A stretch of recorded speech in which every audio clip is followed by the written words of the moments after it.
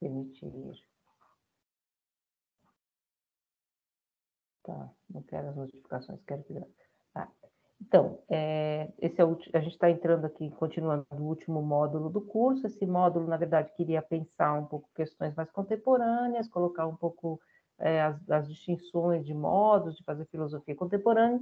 Um pouco da ideia minha é que vocês tenham acesso às várias formas de pensar em torno do que a gente chama de filosofia, o que a gente chama de filosofia hoje, né? Então, não é só uma coisa, tem desde uma coisa mais filológica, como eu falei para vocês, uma coisa mais leitura estrutural, que é uma ferramenta, no fundo, até esses questionamentos mais próximos à matemática, à lógica, que também são considerados, são ditos filosofia. Então, é como se a gente dissesse que a filosofia se diz de vários modos, né? Então, várias coisas são ditas filosofias, muitas vezes as coisas sequer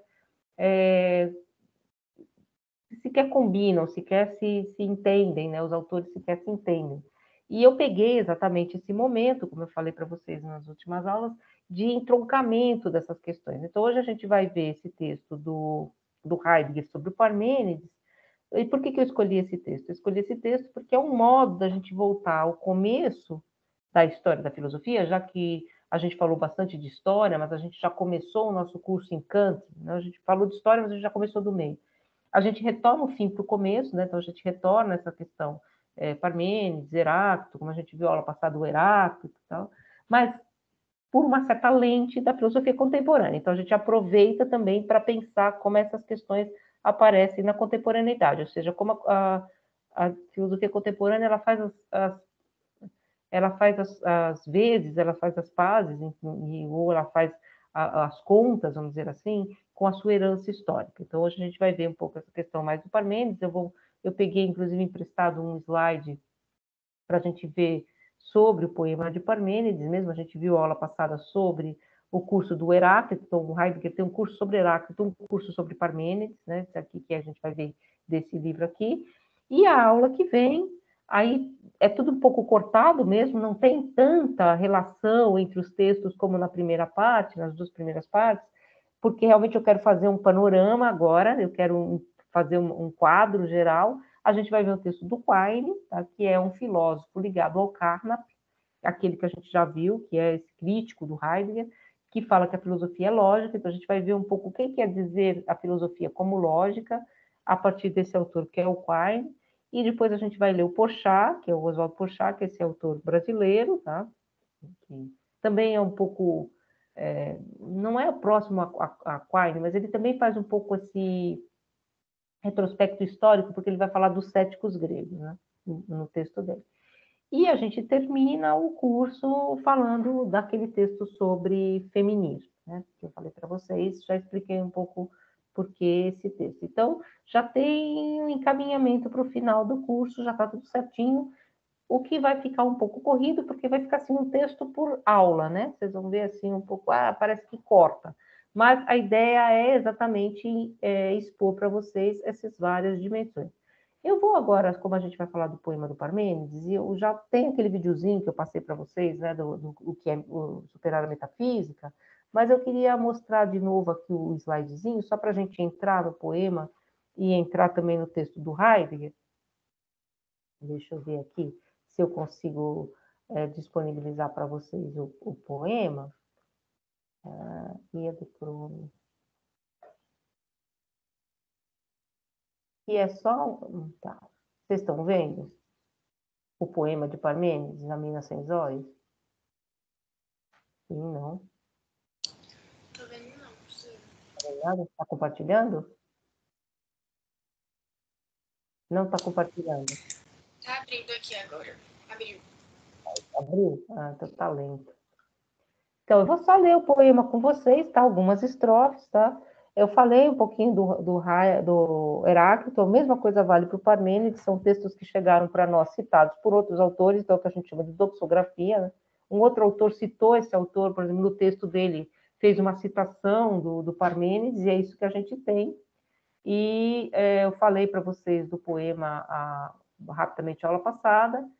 O poema é mais ou menos assim, um jovem está num carro, né, numa biga, sendo levado por aurigas imortais, que são divindades, e ele chega à porta de uma deusa. Eu falei aula passada o quanto esse poema tem de proximidade com a Odisseia, né? Essa ideia de você chegar nos domínios de um outro senhor, né? E aqui então ele chega nos domínios da Senhora Verdade, e aí eu vou ler para vocês o trechinho, e está em grego aqui do lado, mas não precisa se preocupar, tá? É só porque algumas coisinhas eu vou marcar para vocês. Ó jovem companheiro de aurigas imortais, tu que assim conduzido chegas à nossa morada, salve, pois não foi mau destino que te mandou perlustrar esta via, pois está fora da senda dos homens. Então, mas lei divina e justiça, eu falei para vocês, né? Temes e de quer, é lei divina, temes é norma, e de quer é justiça. E é preciso que de tudo te instruas, do âmago inabalável da verdade bem redonda, aleteias euciclios, está ali, né? E das opiniões mortais, dos brotondoxai, está marcado aqui, tá em negrito, e em que não há fé verdadeira, e a palavra verdade é aletés, né? Aletheia, como a gente viu a aula passada. No entanto, também isso aprenderás, como as aparências, né, as do culta, deviam validamente ser tudo por tudo atravessando. Esse, então, é uma das estrofes, aqui ficou repetido, não sei porquê. Aqui, como eu falei para vocês, mais lei divina e justiça são duas daimones, né? São duas divindades que em grego são Temis e Diké, são essas duas divindades, essa que está aí é a Temis. E esse trechozinho também que é bem importante, por outro lado, imóvel no limite do grande liame é sem princípio e sem pausa, que é o que ele vai dizer, a deusa vai dizer desse caminho do ser, que ele é imóvel, ele não tem limite e ele é sem pausa. Esse trecho, eu coloquei para vocês em grego, ele é um trecho que repete a mesma palavra do trecho da Odisseia, aqui a palavra, vocês não vão ver, que eu não consigo mostrar para vocês, que está em negrito, quando se fala do Ulisses amarrado ao mastro. Então, num certo sentido, é como se em Parmênides, já que os termos são os mesmos, vocês se lembram desse trecho do Ulisses, né? Ulisses se amarra ao mastro do navio, fica com os ouvidos destapados, ele tapa os ouvidos dos barqueiros, dos homens que vão remar, e ele atravessa o mar das sereias, amarrado a esse limite de grandes liames, desmon, né? Que é exatamente a mesma palavra que o Parmênides usa. Então, é como se, então, no poema de Parmênides, você atravessasse o mar das aparências amarrado ao mastro do ser, da verdade, né? E aqui é um outro trechinho que eu peguei várias traduções para vocês, que é um trechinho também bastante complexo do poema, em que parece que ser e pensar são o mesmo, e aí ele diz, necessário assim o dizer igualmente o pensamento, ente e ser. Essa é a tradução do Heidegger, e a gente vai ver por que ele traduz assim. Depois, o José Cavalcante, que é o texto que é o dos pensadores, que é o mais cito, é necessário dizer e pensar que o ente é, pois é ser. Eu acho mais fluente, como eu falei para vocês. E aí a outra tradução, que é do Carneiro Leão e do Sérgio Vublansky, faz-se necessário trazer a fala e prescrutar e o ente ser, pois é ser. A tradução que a Bárbara Kazan está no livro dela, diz que ela acha mais interessante, que é do Jean Bolac e do Heinz Weismann, é preciso dizer e pensar que isto é ente. E essa última aí é uma tradução que eu estou propondo, preciso dizer e pensar, isto é ser. Né? Então, é um pouco a questão que a gente vai ver no texto do Heidegger. E pois ser, nada não é. Então, e só terminando aqui a questão da... não está em Só tem essa parte aqui, que é a parte que ele vai dizer, então, que a verdade, ela é bem redonda, né? Então, o ser e a verdade são redondos como uma esfera. Esse é o poema do Parmênides, então, que a gente vai ver agora. Deixa eu parar de compartilhar. Na verdade, compartilhei mais para vocês terem um pouco a noção do poema. E aí eu queria ir exatamente para o texto do Heidegger, o porquê desse texto, da que a gente lê esse texto. Esse texto, deixa eu achar, ele começa então falando assim, você tem Heráclito e Parmênides, né? Heracleitos cai, Parmênides cai Heracleitos, que está escrito ali em grego, no texto que vocês têm. Que são dois pensadores que foram considerados por toda a tradição como pensadores opostos. A gente viu o Heráclito na aula passada, essa aula a gente está vendo o Parmênides. Toda a tradição pensou esses dois pensadores como pensadores que se excluíam. Um pensava o devir, outro pensava o ser. Um pensava aquilo que é e não pode não ser, e o outro pensava que o ser está sempre em devir. Isso foi a tradição platônica que trouxe para nós. E a gente viu a aula passada como o Heidegger tentou recuperar em Heráclito aquilo que Heráclito pensou, e não o que pensaram a partir dele. Então, é um pouco esse o movimento do superar a metafísica que a gente está vendo no Heidegger. Superar a metafísica é tentar encontrar lá onde a metafísica começou, também onde ela se perdeu, onde ela perdeu exatamente essa pergunta originária pela physis, né? Pelo que é, pelo ser. Ela perdeu essa pergunta, diz Heidegger, voltando-se cada vez mais à particularidade dos objetos, dos entes. Então, ela ficou presa, a ciência, a filosofia, à particularidade dos entes e não à pergunta originária do ser.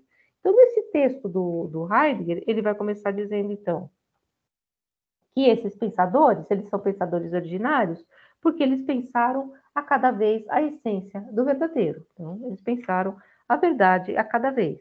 Eles pensaram, então, o princípio, Anfänglish, que se faz sempre novo e de modo novo o próprio como um pensante para uma época. Então, sempre esse pensamento que é a origem, na verdade, daquilo que a gente tem como filosofia e metafísica. E aí ele vai pegar, Heidegger, fazer uma crítica, na verdade, fazendo uma crítica também à época dele, a toda essa perspectiva meio logicista da filosofia. A filosofia que vira matemática, né? A filosofia que precisa do cálculo. E ele fala, então, aquela famosa frase que eu falei para vocês, o princípio é o que na história essencial vem por último. Naturalmente, para um pensar que conhece somente a forma do cálculo, a frase o princípio é o último permanece um contrassenso.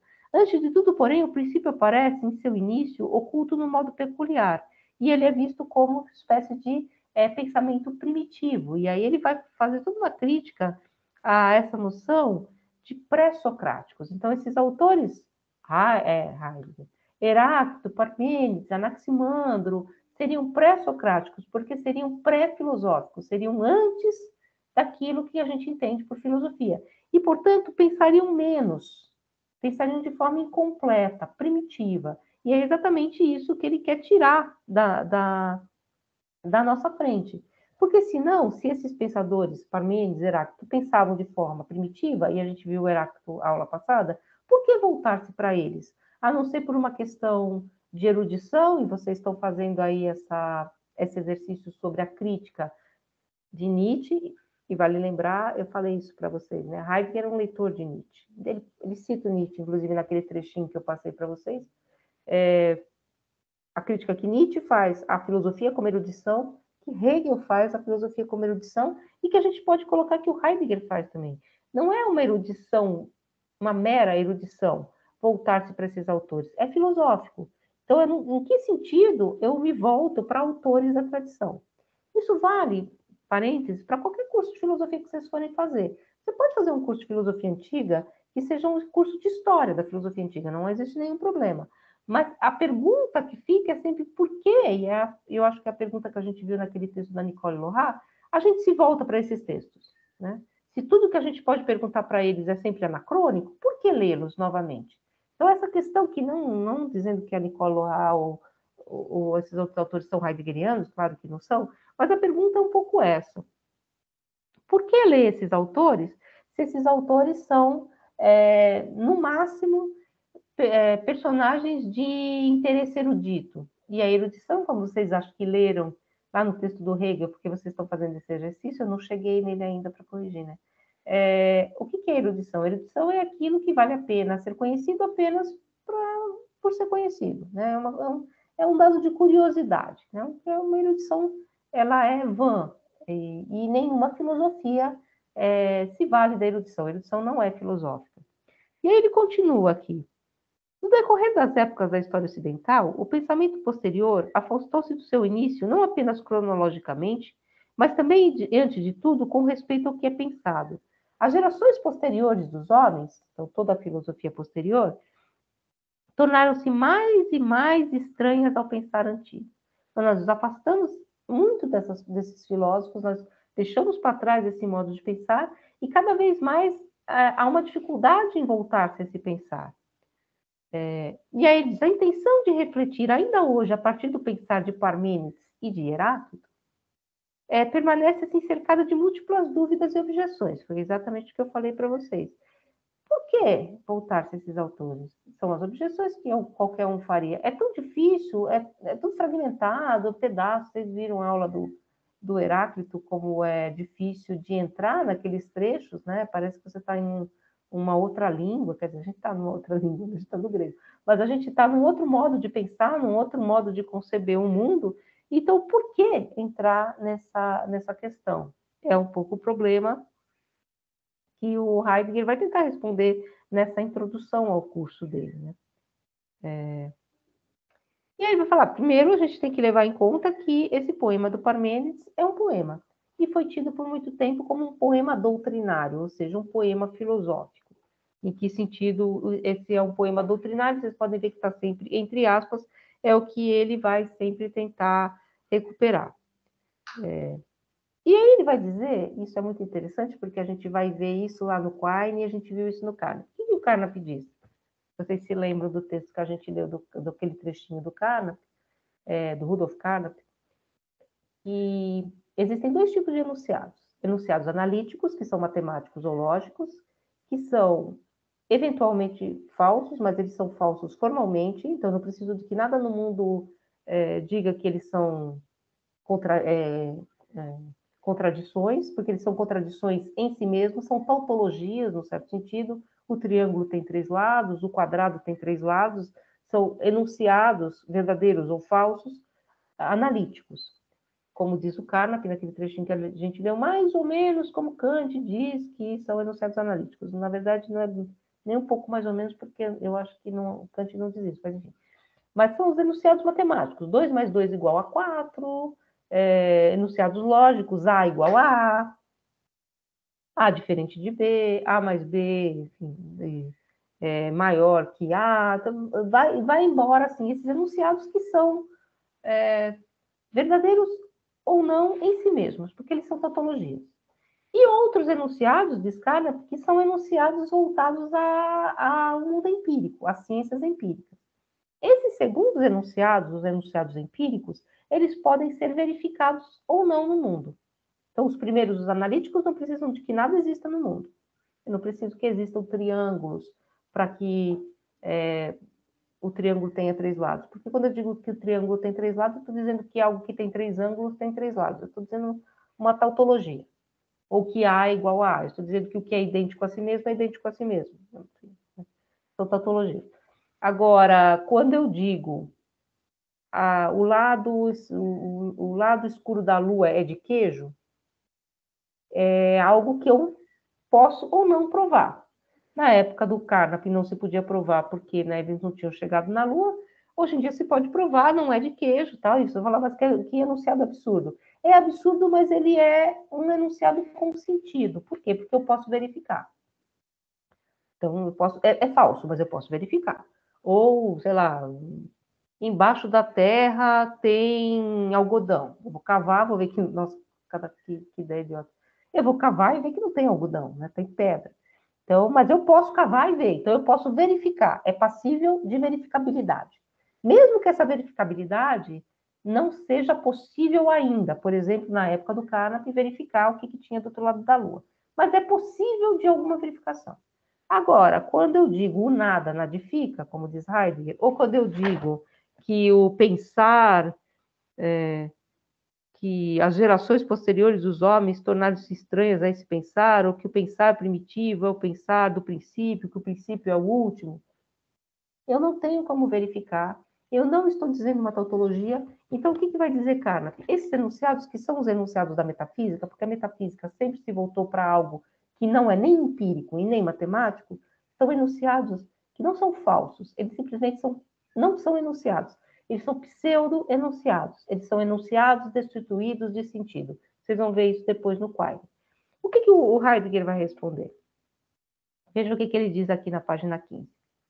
Aqui, de uma maneira única, a palavra Wort, né? Palavra, é falada e um dito, Sprung, vem à fala. Ou seja, quando eu digo uma palavra, eu estou dizendo uma palavra no todo do discurso. Para dizer, portanto, a palavra originária de Anaximandro, de Parmênides e de Heráclito, falaremos do dito desses pensadores. O dito significa, o dito, aquilo que ele fala, Sprung. Ele fala dito, porque ele vai tentar fazer um jogo de palavras mais para baixo. Ele fala dito, é ótimo, né? O tradutor traduz por dito, né?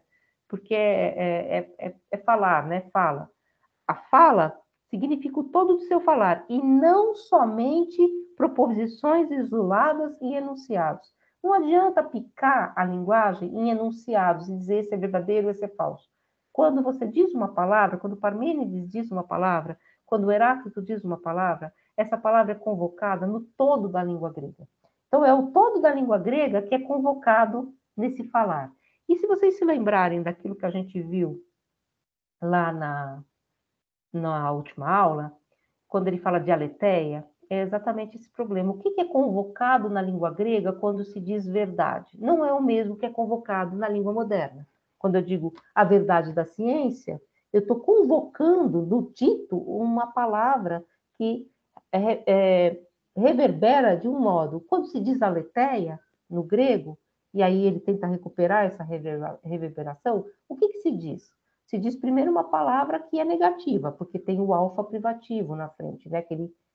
É um peixinho, assim, é o alfa privativo do aletheia, é o A, né? O A privativo, que a gente também tem na nossa língua, anormal, anacrônico, assintomático, é aquilo que não existe, né? Então, o A é uma negação.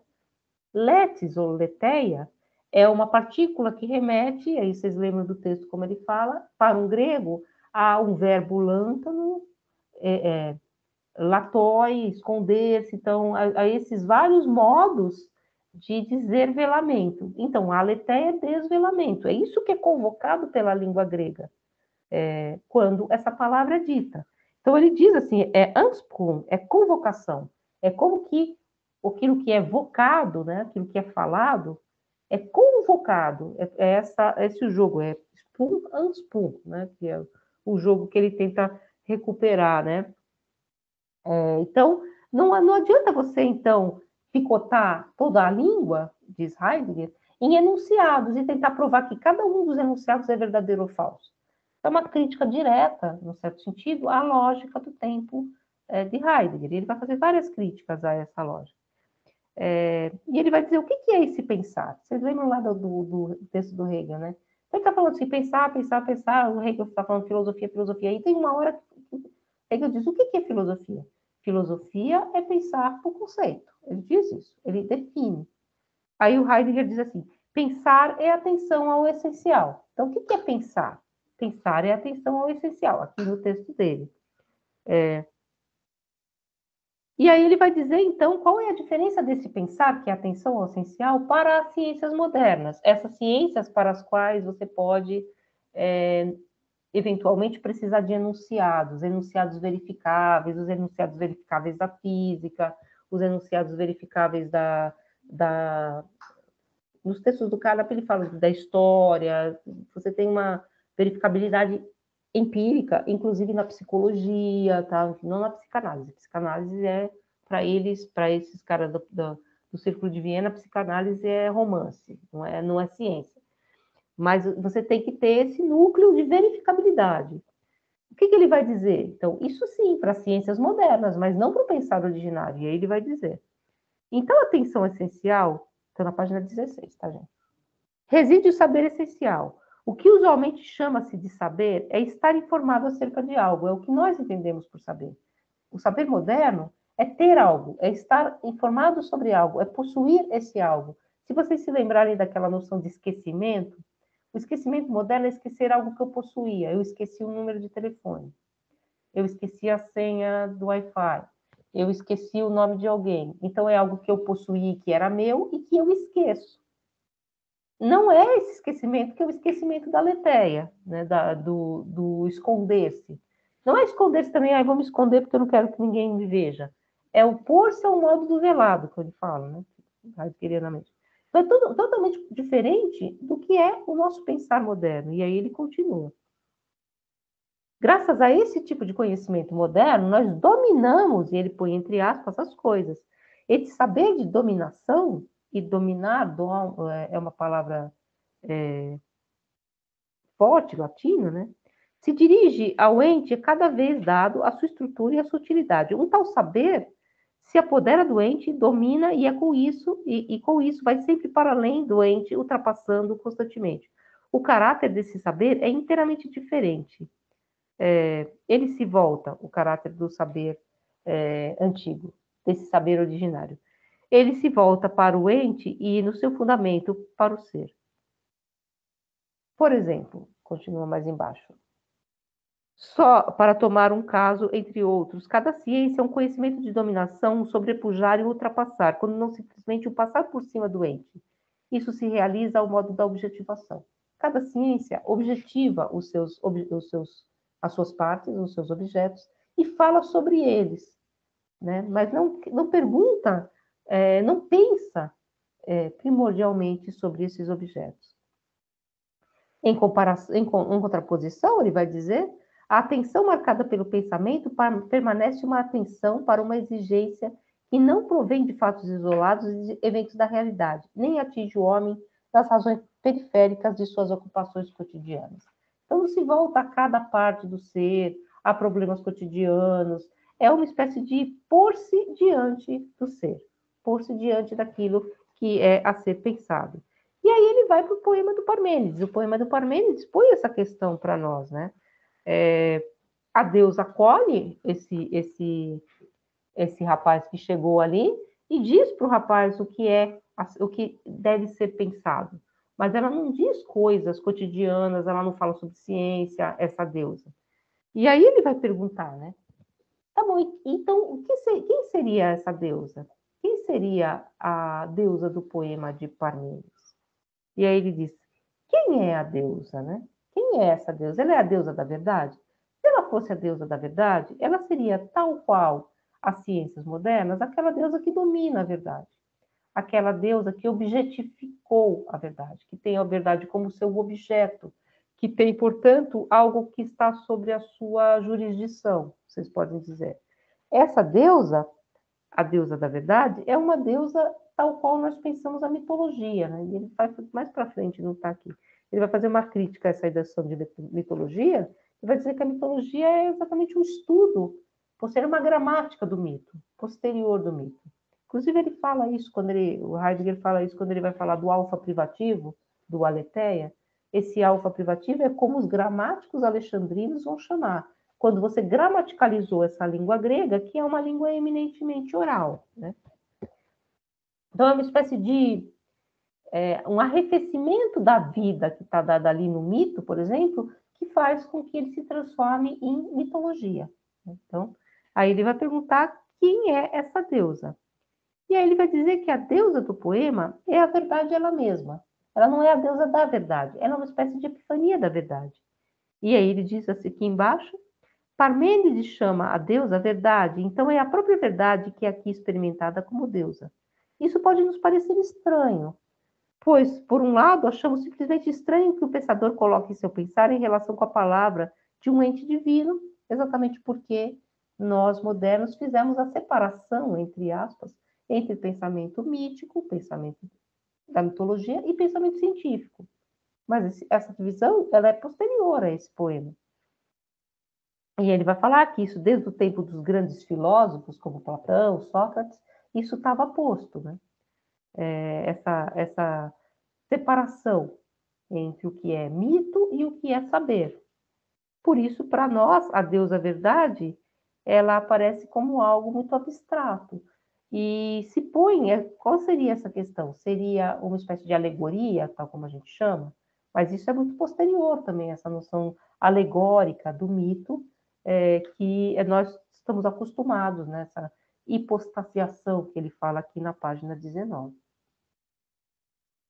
E aí ele vai continuar. Então, essa ideia que a gente faz, essa separação entre logos e mitos, né?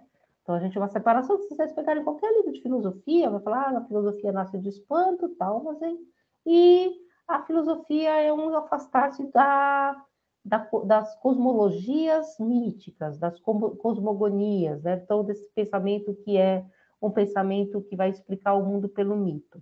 Então, essa separação, que é uma separação que depois que depois advém a metafísica, né? Então você tem uma separação do modo de explicação que é mítico, que é religioso, e o modo de explicação que é o modo de explicação filosófico. O que o Heidegger está fazendo aqui é exatamente baralhar essa divisão, exatamente porque ele fala, naquele trechinho que eu li para vocês, que a metafísica ela é essa ordem da cisão. Então, você cindiu as coisas em duas partes, o sensível e o inteligível, a verdade e a falsidade, essas cisões, o mito e o logos, ele fala aqui, né, aqui embaixo. Além disso, se considerarmos que o início do pensamento ocidental se realiza, segundo a opinião usual, segundo todos os manuais, como a dissociação do logos, a razão, a partir do mito, então parece inteiramente compreensível que restos de representação mítica ainda se tenham mantido nas primeiras tentativas primitivas. Então você teria que pensar o que está acontecendo em Parmênides. Ele fala da deusa porque ele é ainda um primitivo, ele não é um filósofo ainda. Né? Então ele é um pré alguma coisa. Ele ainda não chegou à filosofia. Portanto, sendo um pré-socrático, alguém que não é Sócrates ainda, ele teria, portanto, esse déficit. Né? E se a gente, mas aí, essa questão. Se assim fosse, por que a gente volta, então, a Parmênides? Se ele é deficitário. E é essa questão que ele vai pôr entre parênteses logo em seguida. Aí tem sempre essa parte do texto que ele fala assim, recapitulando, porque isso era um curso, tá? Então, recapitulando. Tentamos seguir as sendas do pensar dos dois pensadores Parmênides e Heráclito. Heráclito a gente viu ano passado. Calculado do ponto de vista histórico, ambos pertencem ao período inicial do pensamento ocidental. Com respeito ao pensar primordial no Ocidente, entre os gregos, diferenciamos entre início, begin, origem, princípio ou começo, Anfang.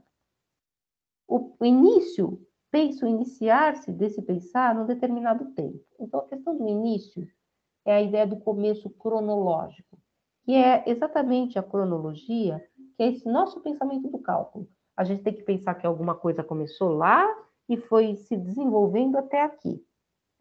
Agora, quando a gente pensa Anfang, princípio, começo, ou origem, tá? A gente não está pensando no começo cronológico. A gente está pensando em algo muito mais profundo, muito mais fundamental. É por isso que ele diz que o princípio era o início, e o princípio está no fim. É isso que ele diz lá no começo. E que é uma fala completamente impossível para o nosso pensamento do cálculo. Um lógico diria isso não faz sentido, mas faz sentido se você pensar de outro modo. E aí ele continua. Pensar significa aqui não o curso de atos de pensar representados psicologicamente, e sim o historiar-se, no qual um pensador de sua palavra, e esse funda um lugar para a verdade no interior de uma humanidade histórica. Ele funda esse pensamento.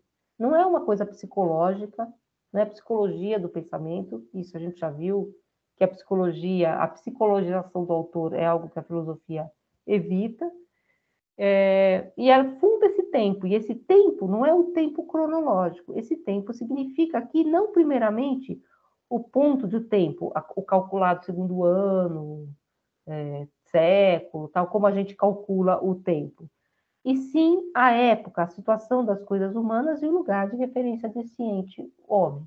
Então, uma espécie de início como fundação, como arqué, né? Como arcai, como aquilo que é primeiro, como aquilo, portanto, que é primordial, não como é aquilo que é primitivo, porque é incompleto, aquilo que é o começo histórico, cronológico, não é por aí que nós vamos voltar a esses pensadores.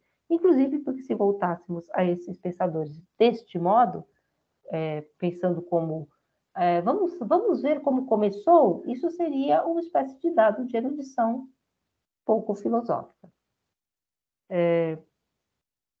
Então, ele vai falar dessas regiões separadas do ser que o pensar contemporâneo, moderno, produz. Ele circunscreve esses objetos para pensar esses objetos. Enquanto que esse pensar originário era ao contrário, é uma espécie de contemplação. Ele diz um retraimento diante do ser, uma atenção ao ser. Não é dominar, não é conhecer, não é saber tudo sobre esse ser, não é ter informações sobre esse ser, não é dominar conceitualmente para transformar esse ser em uma outra coisa, como faz a ciência moderna. É simplesmente pôr-se diante do ser. Vocês estão aí ainda? Tem pergunta bem. Sim, professora. Então, é o pôr-se diante do ser. Então, um pouco assim, se vocês forem pensar da, da questão da. A gente falou um pouco isso, da nossa relação com a natureza, né? Então, nós temos a relação. Está lá no texto do Adorno do Progresso. Embora, claro, o Adorno seja um grande crítico do Heidegger. Mas está lá no texto do Adorno do Progresso, que a gente já leu. Você pode se pôr diante da natureza apenas como um sujeito que a domina. E a natureza passa a ser, portanto, um instrumental infinito que eu posso usar como eu quiser. Então, e aí, essa dominação da natureza ao extremo e sem fim, sem telos, né? sem ter nenhuma perspectiva, ela vai levar infinitamente a mais dominação, mais dominação, mais dominação. Agora, você pode pensar, de outro modo, diz Adorno, que todo passo de dominação também pode ser um passo de reconciliação com a natureza. Aqui o Heidegger também está pensando natureza no sentido difíceis, né, do que né? Como os antigos se colocavam diante da physis como contemplação e como os modernos se põem diante desse mesmo objeto. Primeiro, para nós, modernos, a natureza é um objeto. Ela é objeto da biologia, da física, ela é objeto da medicina, ela é um objeto dissecável. Vocês lembram lá quando Nietzsche fala, né, que os jovens estudantes são todos dissecadores, eles vão dissecar os antigos, como se fosse tudo vilia, como se fosse tudo corpo morto, e que no fim eles podem fazer isso, não sei se vocês se lembram, porque são todos eunucos, né? Eles não podem fecundar nenhuma parte daquilo que eles estudam, então, para eles, todas as mulheres são iguais, ou todas as filosofias são iguais. Um pouco que o Heidegger está falando, não é a mesma coisa, mas que para o homem moderno, todos os objetos se equivalem, porque eles estão todos diante de nós para que a gente os domine. Os objetos da natureza biológica, da natureza física, da natureza geológica, a gente simplesmente circunscreve da natureza social, a gente simplesmente circunscreve metodologicamente cada um desses campos e ultrapassa. Enquanto que essa relação do pensar originário, segundo Heidegger, é o pôr-se diante da natureza. E a physis é que se desvela nesse movimento da verdade que vem ao nosso pensar. E por isso, vocês viram lá no trechinho que eu passei para você, e por isso que o mesmo pensar e, portanto, o ser. Porque você tem essa união, muito diferente da nossa noção de pensar, né? Nós pensamos sobre algo, e quando nós pensamos sobre algo, a gente acha que a gente dominou esse algo pelo pensamento, pelo conceito. E aí ele vai falar exatamente, então, que seu pensar é o retraimento diante do ser, esse pensar originário. Chamamos o pensado, no pensar dos pensadores de princípio. Isso significa, portanto, agora o ser é a origem. Das Sein ist der Anfang. Né? Anfang o ser, é o início. é aquilo que move o primeiro movimento de pensamento. E, nesse sentido, Anaximandro, Parmênides e Heráclito são os únicos pensadores desse início, dessa origem, desse anfang, desse pensar originário. Existiram vários outros pensadores, mas eles não se puseram diante desse pensamento originário. Então, ele vai chamar esses pensadores de pensadores originários. Não é um pensamento, a origem não é um pensamento que agarra as coisas. Não é o pensamento que domina e agarra. Agarrar, né, assim, begrife, né, conceito assim, que agarra as coisas, né, enfim. A origem não é alguma coisa que depende do favor desses pensadores, com o que eles procedem deste ou daquele modo. Não é uma aplicação metodológica, né? Esses pensadores são originários, gefangenen, né? Pelo princípio anfang. Eles são colhidos por ela, para dentro dela e reunidos a partir dela. Então, não é assim, porque eles souberam aplicar um princípio, método, tal. Não, é porque eles realmente se puseram diante dessa origem do pensar. E aí ele vai falar também o quanto é estranho para nós esse tipo de fala, porque a gente está falando de alguns trechos. Vocês viram aula passada, né? A gente falava de uma frase, né? Aphysis cryptis tai philei, é a única coisa que eu sei falar em grego. Mas a gente falava de algumas frases, né? Aphysis ama esconder-se, tá? Só para vocês não acharem que fica voando assim. Ou a outra frase, a harmonia visível, a invisível, a visível soberana, né? Então, é uma frase. Então, parece, poxa, mas você vai ficar anos só falando dessa mesma frase, né? O asno prefere o feno ao ouro. Então, a gente viu essas frases, né? Ou aquela do que não tem ocaso, como esconder-se. Então, a gente viu, é uma frase. A gente tem uma frase e, a partir dessa frase, você constrói toda uma origem do pensamento. E aí ele vai dizer isso para nós. A gente está acostumado à obra, né? Qual é a obra de Platão? O corpus aristotélico, a obra de Hegel. E esses pensadores originários parecem para nós muito pouco. E aí ele diz aqui, Platão e Aristóteles e os pensadores posteriores pensaram muito mais, né? Então eles pensam, têm métodos, vão criando metodologias, atravessaram mais regiões e camadas do pensar, interrogaram com base em um conhecimento muito mais rico das coisas e do homem. Entretanto, todos eles pensaram menos do que os pensadores originários.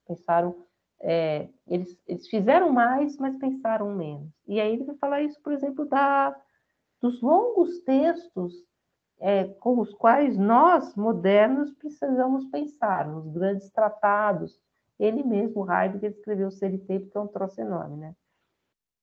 A típica situação do pensador moderno precisa ter 400 páginas, né? Então, aqui a gente tem algumas frases e 2 páginas do poema que chegou para a gente aos pedaços. Só. É isso que a gente tem. E é isso que é dado ao pensar. Enquanto que para a fenomenologia do espírito, que eu citei os trechinhos para vocês, é enorme, tem umas 500 páginas. Então, precisava de muito mais. Que é o que ele fala. Hoje em dia você precisa de 500 páginas, ou Kant, da crítica da razão pura, que precisou de 500 páginas para pensar. Muito embora, ele diz, Leibniz pensou mais com um texto que não chega a 100 páginas. Na verdade, não chega mesmo, porque é um textinho bem curtinho. Monadologia, acho que nos pensadores deve dar umas 10 páginas de curtinho que é. Mas o que ele quer dizer? Esses fatos, aparentemente apenas extrínsecos, né, falar do número de páginas, indicam que nesses tratados, muito concentrados e simples com respeito à sua construção interior, se realiza uma transformação do pensar. Uma tal transformação não chega certamente à origem, mas se aproxima uma vez mais de sua proximidade. Então, esses autores que pensaram menos, pensaram mais, e pensaram de forma mais concentrada, vamos dizer assim, né? E é exatamente essa a dificuldade de encontrar a origem desses textos. E ele diz aqui, na página 23, Aqui podemos somente nos colocar no caminho para a origem ou nos desviarmos dela. Não há escolha sobre o que dizer. O dito é a origem, não tenho como sair desse caminho. Eu tenho que ou eu sigo ou eu vou me colocar distante dela. E aí ele vai falar, não é, e essas questões todas que ele está pondo, eu falei isso para vocês a outra vez, ele vai falar de alguns problemas como por que você traduz tal palavra de tal modo, não são problemas de tradução, porque se fossem problemas de tradução, seriam simplesmente o problema de uma transposição de uma língua na outra e seriam problemas filológicos. Não é essa a questão, é saber o que é convocado a cada momento quando você diz uma palavra no todo de uma língua. E ele diz assim: se, por exemplo, a palavra caminho ocorre na tradução a palavra coração, tá? O coração, o núcleo, o âmago, né, como é traduzido no texto que eu mostrei para vocês, ele pode ser traduzido por coração, o coração da verdade, ou o âmago da verdade, né? Então, não se está de forma alguma decidindo sobre o que significa caminho ou coração. Também com isso ainda não está decidido se conseguimos verdadeiramente, no sentido de Parmênides, como tal, pensar a essência do caminho ou a essência do coração. Então, não é um problema de tradução, é exatamente entrar no núcleo dessa língua, dessa linguagem. E aí ele faz a tradução dele, tá? Daquilo que eu li para vocês, ele faz umas traduções que ele propõe, né? E a deusa me acolheu com simpatia. Ela tomou minha mão direita na sua, e então ela falou e se dirigiu para mim deste modo: ó homem, companheiro de imortais condutoras de carro, que te conduzem com os cavalos alcançando nossa morada, bênção é contigo, pois não um destino ruim te enviou a trilhares este caminho, pois em verdade ele está para além dos homens e fora da sua senda muito batida. Mas sim, tanto estatuto como também ordem, tanto temes como de quer, né? Ele traduz por estatuto e ordem. Ele traduz, e essa tradução é uma tradução da tradução.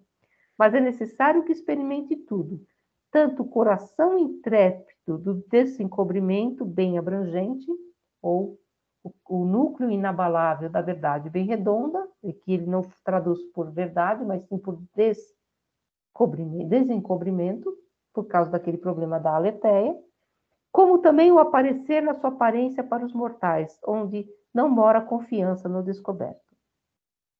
Então, ele faz uma outra tradução, que na verdade tenta captar aquilo que estaria mais implicado na própria linguagem, na própria linguagem grega, que está aqui no fundo desse dito. Então, não é simplesmente pegar um enunciado e mostrar que Parmênides não está dizendo nada porque não existe uma deusa, porque eu não consigo provar que essa deusa é verificável, se a verdade é inabalável, e isso não faz o menor sentido científico. Não é essa a questão.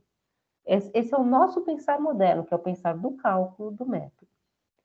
E aí ele vai novamente para a questão na página 27, que se aproxima daquilo que a gente leu, e aí a gente volta o fim com o começo, o porquê que ele está dizendo que Heráclito e Parmênides não são necessariamente autores opostos, mas podem ser autores que caminham na mesma senda, que caminham em torno da mesma questão da physis. E aí ele volta nessa parte à palavra aletheia. Tá? Vocês se lembram que aquele trecho que a gente leu do Heráclito chamava aletheia, e praticamente não falava dessa palavra durante o texto, falava muito mais de physis, e aqui ele retorna a palavra aletheia. Todo o empenho de pensar aletheia, vocês viram que está escrito em grego aí, né, no texto de vocês, mas essa palavra que é aletheia, tá, enfim, está em grego aqui. Ele o tradutor não traduz. De modo adequado, mesmo a distância, decai para a futilidade quando não ousamos tentar pensar lete, para o qual a aletheia provavelmente remete. Então, tem que pensar o esquecimento, ou o encobrimento. O que os gregos nomeiam como a palavra aletheia, traduzimos usualmente com a palavra verdade. Se, no entanto, traduzirmos a palavra grega literalmente, então ela diz propriamente desencobrimento ou desvelamento. né? Porque ela é uma palavra que se diz pelo negativo, como a gente viu lá no Heráclito. É como se a tradução livre consistisse simplesmente em confrontar nossa palavra numa correspondência com a palavra grega. Na medida em que a correspondência é o início da tradução literal, na verdade também já é o seu fim. E não é um problema de tradução, vale lembrar. Mas a tradução dialeteia não se esgota em tais implicações de palavras, não é uma palavra, que estão muitas vezes, então muitas vezes são artificiais e de mau gosto. Se simplesmente substituirmos a palavra, tem um bicho aqui, né? Aletheia pela nossa palavra desencobrimento, ainda não a traduzimos. Isso só acontece quando a palavra desencobrimento, a ser transposta, nos coloca no âmbito e no modo da experiência, a partir do qual a cultura grega, e no caso atual, o pensador originário Parmênides, fala a palavra aletheia. Então, eu tenho que saber o que é convocado nesse todo. E aí ele vai falar dessa palavra aletheia, então, deve ficar registrado que o significado da palavra verdade surge causalmente do uso óbvio e posterior da palavra ou de uma informação de um pensador posterior. Por isso que ele vai sugerir que a palavra seja traduzida, aletheia, tal como ele sugere lá em Heráclito, e ele faz todo aquele caminho para mostrar o que significa a palavra lântano, elântano, latóica, esconder-se, aí ele vai lá para o Homero, lá para o Ulisses, lá para a Odisseia, para procurar essa palavra, e o que ela soa, como ela soa aqui no texto do Parmênides, e ele vai sugerir, portanto, que você traduza por desvelamento, e não, portanto, por verdade. Depois, no segundo capítulo do livro, se vocês quiserem continuar lendo, a gente não vai ler, ele vai falar que a gente traduz verdade pelo latim, né, veritas. E a gente traduz também falso, pseudo, né, pelo latim, aquilo que cai, né, aquilo que falece, falso, né.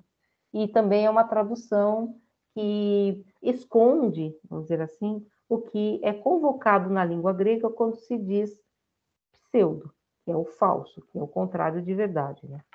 Ele vai falar que pseudo, por exemplo, se você vai em Homero, você diz que os deuses mandam pseudos. Os deuses não mandam falsos, né? O Deus dá um perdido, podia ser uma boa tradução. Os deuses dão um perdido. Mas ele fala que não, os deuses mandam acenos. Então, o pseudo também tem essa ideia de não é o falso no nosso sentido, né? Daquilo que é o contrário do verdadeiro, porque é um engano. Não é só, né? Então, é um pouco essa questão que ele tenta recuperar quando ele vai fazer essa tradução da palavra aletheia por desencobrimento. E essa palavra, então, desencobrimento, nos dirige para algo como encobrimento, o que, antes de tudo, é encoberto com respeito ao desencobrimento. Quem encobre, como o encobrimento acontece, quando, onde, para onde é encobrimento, tudo isso permanece indeterminado. Mas tudo isso reaparece muito claramente na interpretação que ele faz do Heráclito, exatamente a mesma questão que ele vai interpretar no Heráclito. E eu só queria pegar mais um pedacinho aqui, desse traduzido originário. A poesia de um poeta e o tratado de um pensador estão em suas próprias palavras, singular, únicas. Eles nos obrigam a perceber essa palavra sempre de novo, como se a ouvíssemos pela primeira vez. Então, não existe essa questão, tal como aparece para os lógicos, né? Então, você resumir tudo à lógica, de arrancar da língua um único enunciado e provar que esse enunciado é falso, ou é verdadeiro, ou não tem sentido. E aí, então, ele vai falar do alfa privativo, e como essa palavra, então, que é convocada pelo negativo, ela ressoa nos ouvidos gregos. Eu não vou comparar, então, o que é a nossa verdade, que é a verdade da ciência, a essa verdade. E aí ele volta, ele faz a recapitulação na página 31. A deusa que aqui aparece é a deusa Leteia. Usualmente traduzimos pela deusa verdade, mas ele já mostrou que não é uma boa tradução. Essa deusa saúda o pensador que chega à sua casa, e aí a verdade decide tudo acerca do pensador e do digno a ser pensado. Ela diz o que deve ser pensado.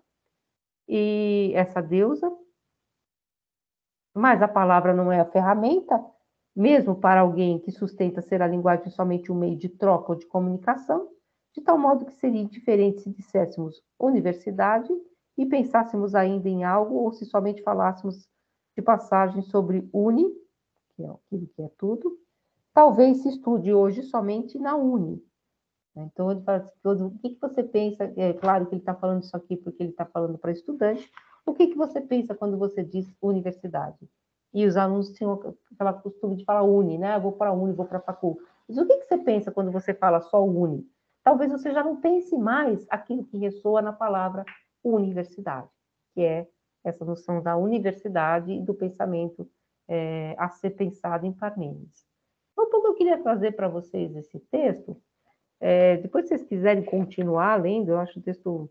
É um curso, né? Então, ele é muito repetitivo, assim, repetitivo não no mau sentido, mas ele fica recapitulando essas partes, mas a ideia era um pouco trazer para vocês, voltando o fim para o começo, então, essa origem, entre aspas, heideggerianamente falando, do pensamento grego, a partir de Heráclito e Parmênides, e também o como Heidegger faz dessa origem do pensamento grego um problema filosófico, um problema contemporâneo. Como é que eu vou poder sair desse modo de pensamento do cálculo, escapar desse esvaziamento da metafísica por conta das outras ciências, voltando, na verdade, a metafísica para o seu próprio começo, e não jogando a metafísica toda fora, a filosofia toda fora, como vão fazer os autores ligados ao Círculo de Viena, o Carnap e esses outros autores que a gente comentou na aula passada.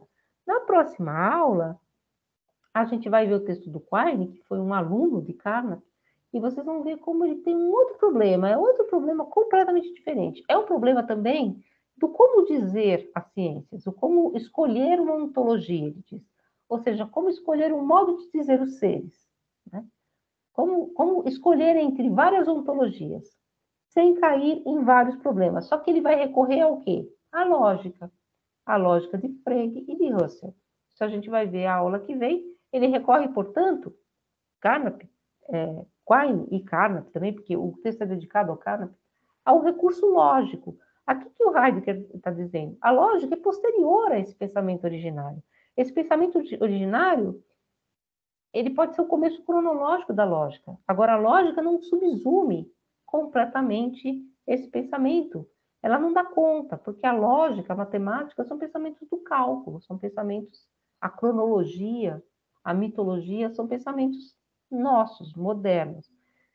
Como remeter, portanto, a metafísica àquela sua pergunta original, que era mais do que as nossas perguntas atuais, mais do que a nossa ciência é capaz de fazer. E em vários textos o Heidegger fala isso. O Heidegger é um professor, né?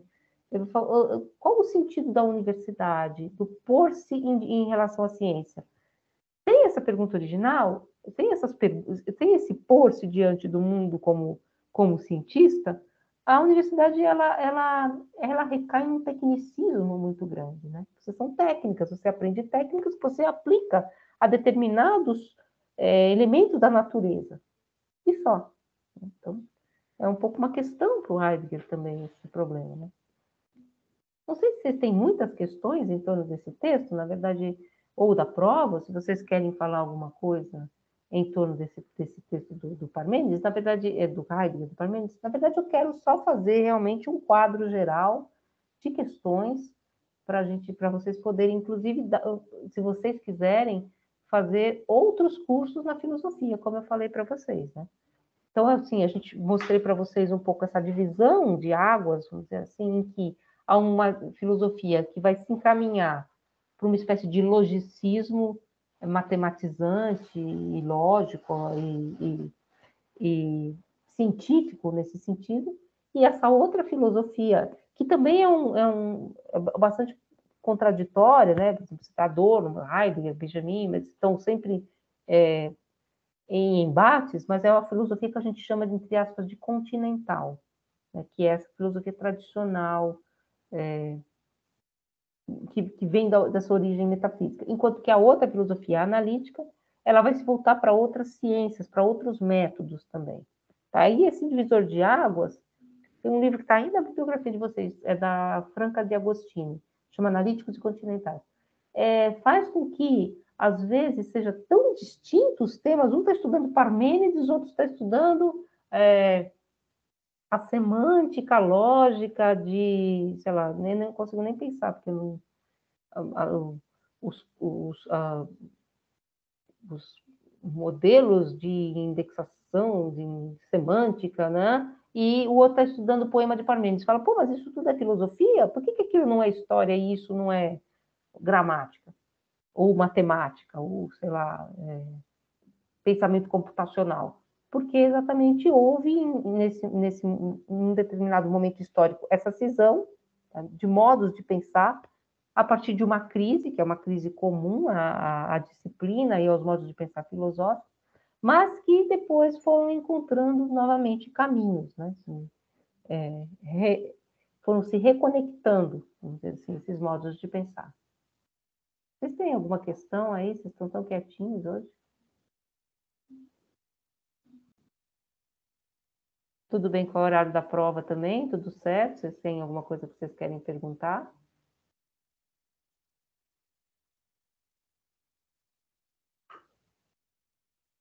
Silêncio. Eu não, professora.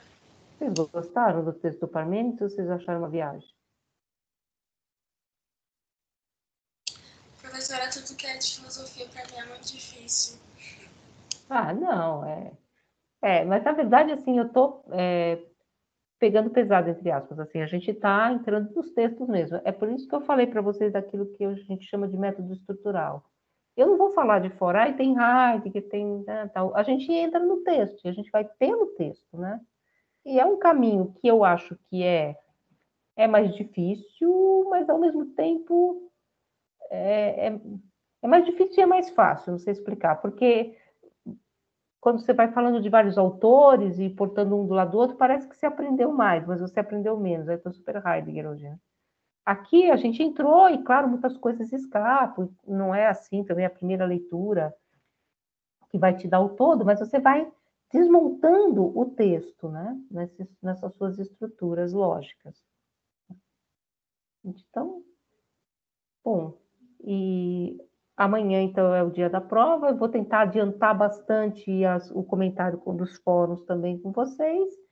E espero que vocês tenham gostado também do livro que eu mandei para vocês, tá? Que é um pouco a transcrição de outras aulas, mas que são muito parecidas com essas, tá? Porque eu escrevo e depois eu dou uma decorada, inclusive, nas aulas. Mas sempre sai uma coisa ou outra diferente, que vocês podem, inclusive, seguir. Então, vocês podem seguir a aula gravada ou a aula escrita, transcrita, como vocês quiserem. E se a gente der sorte, assim, eu estou achando que não vai acontecer, tá? Já vi os outros candidatos, são muitos candidatos, tá? Livros muito bons, inclusive, porque a UNB é muito plural, né, nesse sentido da ciência. Mas se acontecer de ser um livro, também vai ser bem legal. Aí vocês podem dar o palpite de vocês, porque depois, quando a gente for publicar, a gente coloca. Mas acho muito difícil, tá? Mas coloquei lá para vocês, se vocês quiserem também dar alguns palpites para a gente. Vocês têm alguma questão? Vocês estão muito de Páscoa hoje. Então, vou parar de gravar, tá? Porque também estou com medo que essa gravação fique muito pesada. Eu estou em outro computador. Aliás, eu estou em